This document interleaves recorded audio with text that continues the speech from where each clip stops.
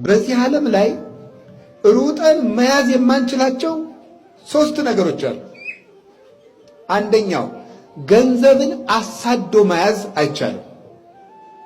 አሳዶ መያዝ ገንዘብን የሚፈልግ ሰው ገንዘብ ከሱ ይርቀዋል። ሁለተኛ አላችሁ በነገራችሁ ላይ ትምህርት ሲሰጥ ወንጌል ሲሰጥ እንደዚህ ሰይጣን የሚጮኸው በእኔና በእናንተ ጸሎት ተቃጥሎ እንዳይመስላችሁ መረበሽ ፈልጎ ማምላክን የዋ መስሏችሁ ተንኮሉን አታውቁትም እናንተ። አዎ መረበሽ ሲፈልግ እንደዚህ ነው የሚያደርገው። እየረበሸ እኮ ነው። አሁን አንዳንድ ሰዎች ሲያስተምሩ ሰይጣን ይቆምና ተቃጠልኩ ይላል። አዎ ትቃጠላለህ ይሉታል መልሰው። አይደለም መረበሽ ፈልጎ እኮ ነው ትምህርቱን። ረበሸን እኮ አያችሁ፣ ጀግና ነው እኮ። አሁን ሐሳባችሁን ወደዚህ አድርጉ። ከቃሉ ጋር ናችሁ? በዚህ ዓለም ላይ ሰው ፈልጎ የማይደርስባቸው 3 ነገሮች ናቸው። እንዳትፈልጓቸው ስሩ። ዝም ብላችሁ ብታገኙትም አትታበዩበት፣ ተጠቀሙበት እንጂ ብታጡትም አትዘኑበት። 3ቱን ነገር አንደኛው ገንዘብ ነው። ገንዘብ የሚፈልግ ሰው መጨረሻ ላይ ገደል ከቶት ነው የሚሄደው። ደስታ የለውም፣ እርካታ የለውም፣ በቃኝ የለውም። ሁልጊዜ ማዘን ነው። በነገራችን ላይ በምድር ላይ ትልቁ ሐዘንተኛ ሀብታም ነው ድሃ? በምድር ላይ ትልቁ ሐዘንተኛ ሀብታም ነው ድሃ? ሀብታም ነው። እንደው አባ መቼም ይሄን ለማለት ፈልጎ ነው ብላችሁ ነው ለመደገፍ ነው? ሀብታም ነው ድሃ ነው ሐዘንተኛ? ለምን ይመስላችኋል? ሀብታም ነው ሐዘንተኛ። ስለዚህ ሰሎሞን ምን አለ መሰላችሁ? የድሃ እንቅልፉ ጤና ነው አለ።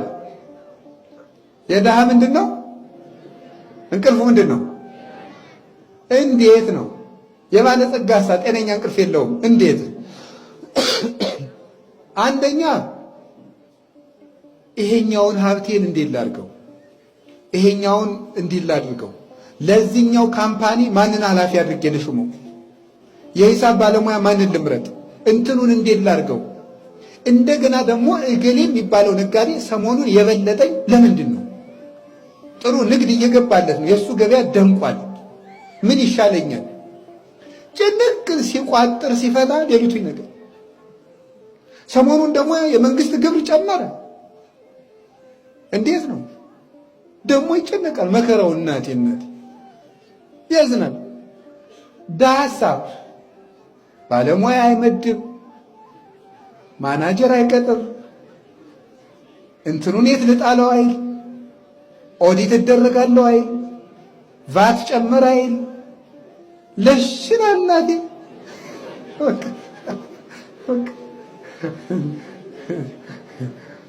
ማለዳ በቃ ከች ብሎ ተነስቶ ማለት ነው።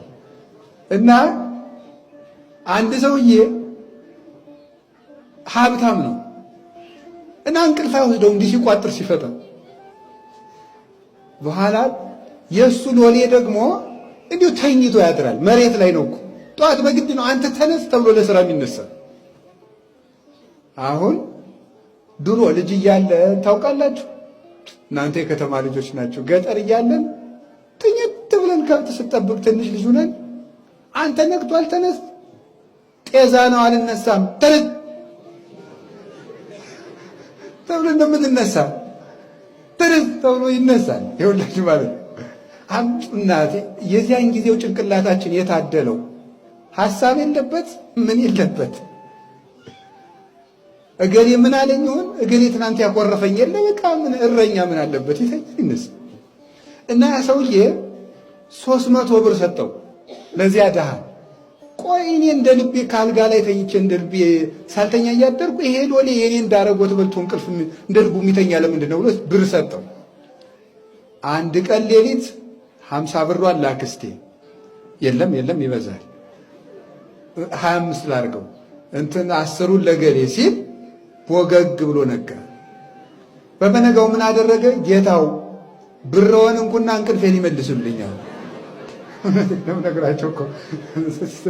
ስለዚህ የእግዚአብሔር ቤተሰቦች አሁን እኔ እንደዚህ ማረጋችሁ ድህነትን እያደነቅኩት ድሃውን እያልኳችሁ አይደለም። የለም መስራት አለብን፣ ሀብት ሊኖረን ይገባል። እውነት ሐሰት ንገሩኝ እንጂ ኦርቶዶክሳዊነት ማለት የድህነት ምልክት ማለት አይደለም። ቅዱስ ዮሐንስ አፈወርቅም ብሏል፣ ሀብትን አናወግዝም፣ በሀብት የሚመጣውን ትዕቢትና ስግብግብነት ግን እናወግዛለን ይላል። ትዕቢትና ስግብግብነትን ግን እናወግዛለን። ትዕቢት አለ። ሀብት ስላላቸው ብቻ ቀዳሚ ወንበር እንዲሰጣቸው የሚፈልጉ ሰዎች አሉ። እንሰጣቸዋለን፣ ችግር የለም ኑ፣ ግን አትፈልጉ። እንደዚህ ከቃሉ ጋር ናቸው። ይሄ ነው